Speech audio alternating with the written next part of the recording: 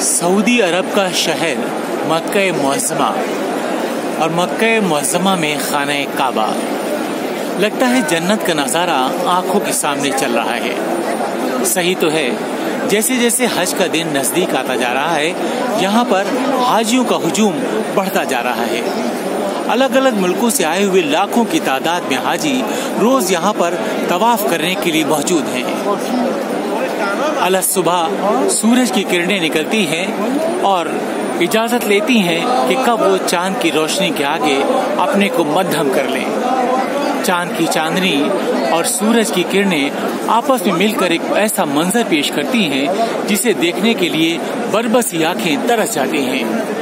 मक्का-ए-मुअज़्ज़मा में खाने काबा के आसपास इर्द गिर्द लगी ये भीड़ हाजियों की दुनिया भर से आई हुई है। चंद रोज बाद यहाँ से लोग मीना जाएंगे, वहाँ से अरफात और फिर मुज़दलिफ़ा से होकर यहाँ पर तवाफ़े खाने काबा करेंगे और उसके बाद सई की रस्म अदा करेंगे और इस तरह से हज का ये फर्ज अदा करेंगे। ग्राफ एजेंसी के लिए खाने काबा से आरिफ रिजवी, लखनऊ, अल हिंद।